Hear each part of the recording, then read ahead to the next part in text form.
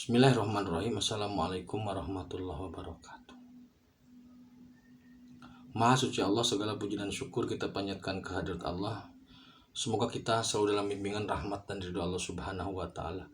Subhanallah walhamdulillah astagfirullah Allahu akbar.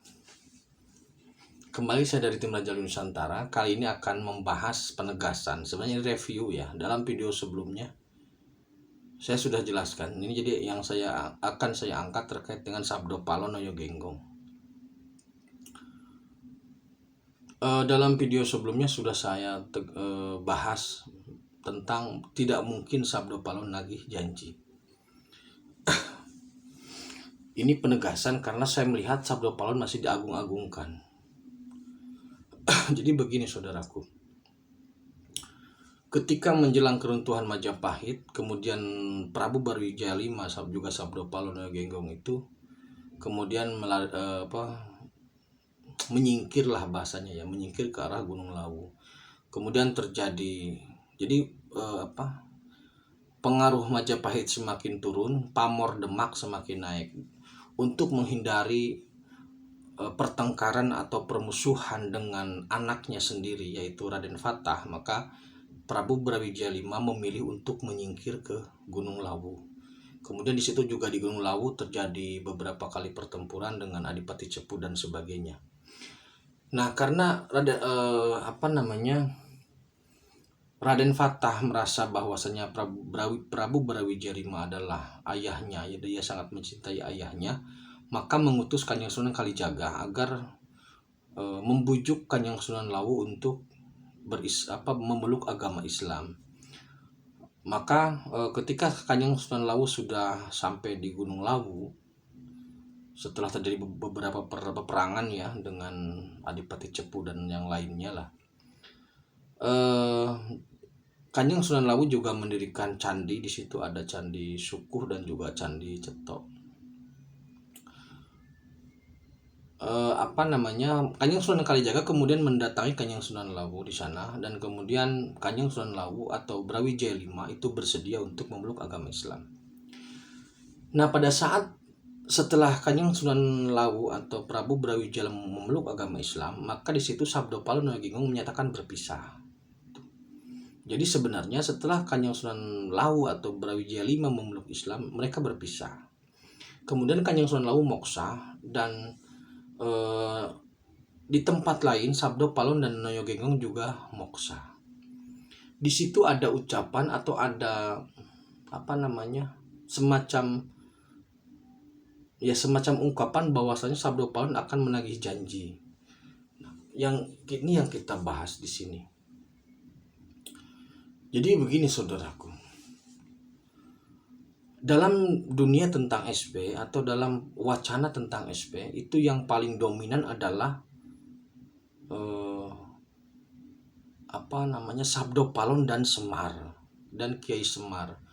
Jadi yang berkelindan terkait dengan wacana SP itu Jangka Jayabaya, Uga Siliwangi sebagai sumber, kemudian Sabdo Palon dan Semar itu sangat kuat gitu loh. Nah, ini saya tegaskan sedikit lagi bahwasanya Sabdo Palon dan Noyo Genggong itu nyata ada. Orang dua ini adalah penasehat Prabu Brawijaya V. Iya. Adapun Semar itu tidak ada. Semar itu fiktif, imajinasi, rekaan Kanjeng Sunan Kalijaga untuk mewakili dirinya dalam dunia pewayangan. Itu real, pasti begitu. Tidak ada sosok Semar yang asli. Kalau ada yang mengklaim sebagai Semar, pasti jin. Saya berani mengklaim pasti jin. Kalau enggak siluman. Ya teman-temannya itulah. Nah, jadi ketika moksa Sabdo Palon dan Noyo Genggong di tempat yang lain, kemudian Sunan Lawu moksa di Gunung Lawu. Dalam video saya tentang Sunan Lawu sudah saya jelaskan bahwasanya Sunan Lawu ini orangnya sangat sakti. Grade-nya sangat tinggi, namun masih terjebak dengan keilmuannya. Jadi dia tidak bisa menembus kajaten. Nah, sedangkan Sabdo Palon Noyo Genggong ketika dia moksa masuk ke alam siluman, dimensinya siluman. Kalau moksa dengan fisik, itu peluangnya itu nembus ke dunia siluman jika tauhidnya tidak sempurna. Nah, jadi Sabdo Palon Genggong ini nembus ke alam siluman, pindah alam ke alam siluman. Nah, kemudian yang jadi wacana saat ini adalah Sabdo Palon mau nagih janji. Yang jadi pertanyaan besar, siapa yang pernah berjanji ke Sabdo Palon? Itu yang pertama. Yang kedua, di depan siapa? Pengacara yang mana? Notaris mana? Sabdo Palon menyatakan akan menagih janji. Siapa yang berhutang kepada Sabdo Palon? Sehebat apa Sabdo Palon bisa menagih janji? Jadi Sabdo Palon nagih janji itu tidak ada. Tetapi kemudian karena Sabdo Palon merasa bahwa dia memiliki eksistensi supaya ingin eksis, supaya terkenal, dua orang ini membisiki manusia-manusia yang masih percaya sama dia. Itu aslinya begitu. Dan ada saja orang yang percaya. Jadi Sabdo Palon ini bergentayangan untuk membisiki para orang-orang yang menyukai dia lah, yang menghambat terhadap dia untuk terus memblow up, untuk terus menyuarakan bahwa Sabdo Palon itu tidak ada apa-apanya. Saat ini Sabdo Palon Genggong di alam spirit itu nganggur, tidak ada peran apapun. Dia gentayangan kayak kuntilanak gitu loh. Tidak ada peran apapun, tidak ada peran sedikit pun Sabdo Palon dan Noyo Genggong terkait dengan SP. Jadi kalau ada yang masih mengaitkan antara Sabdo Palon dengan SP, berarti spiritnya belum tembus. Sabdo Palon itu tidak ada apa-apanya, dia gentayangan. Tidak punya peran sama sekali, tidak dianggap. Lagi pula kalau dia maksa nagih janji, memangnya berani Sabdo Palon berhadapan dengan Kanjeng Sunan Kalijaga? Tidak ada keberanian Sabdo Palon sama Kalijaga. Dengan Prabu Brawijaya V aja takut. Makanya kami sudah peringatkan kepada Sabdo Palon Noyo Genggong bahwasanya kalau masih membisiki orang-orang terkait dengan eksistensi dia di dunia terkait dengan SP, maka nanti Allah Subhanahu wa taala yang langsung mengurusnya gitu loh. Jadi kami tim melalui Kanjeng Sunan Kalijaga sudah peringatkan Sabdo Palon. Makanya saya pun menyampaikan kepada saudaraku, Sabdo Palon tidak ada apa-apanya.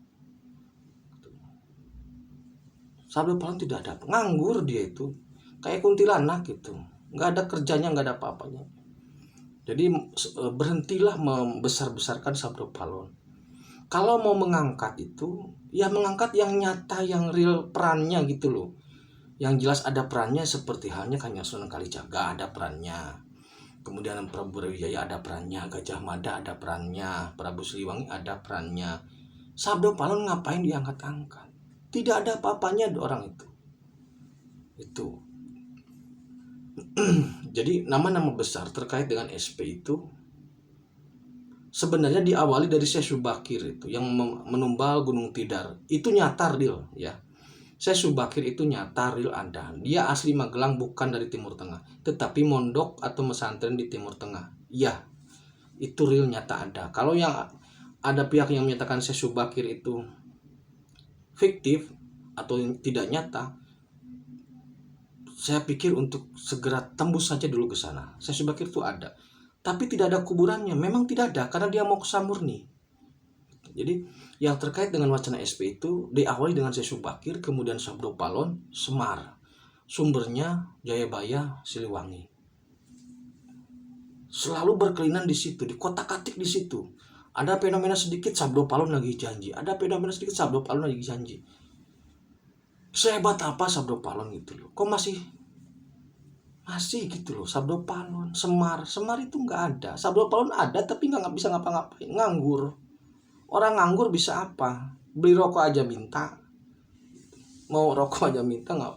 Tidak ada kemampuan apapun, tidak ada peran apapun dari Sabdo Palon Noyo Genggong. Saya pastikan itu, kami memastikan itu.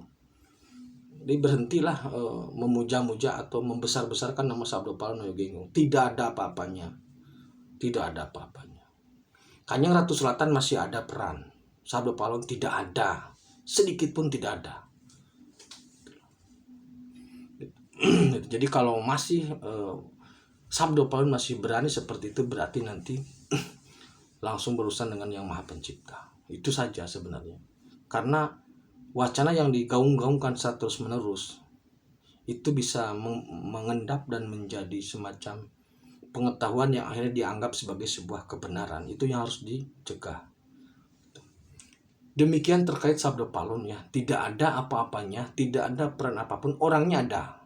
Dia moksa menjadi siluman, orangnya ada, 2 orang itu ada, tapi perannya tidak ada. Kami berani memastikan perannya tidak ada, sama sekali tidak ada. Dia nganggur, dia nganggur. Sebelum corona dia sudah nganggur, gitu. Apalagi sekarang sudah corona. Jadi Sabda Palun tidak ada peran apapun. Tidak mungkin dia nagih janji karena dia tidak punya kapasitas untuk nagih janji. Dan siapa orang yang pernah berjanji kepada Sabda Palun? Tidak ada. Realnya begitu. Demikian terkait Sabda Palun. Berhenti membesar-besarkan Sabda Palun kan tidak ada manfaatnya. Tetap beriman dan beramal soleh. Akhirul kalam. Assalamualaikum warahmatullahi wabarakatuh.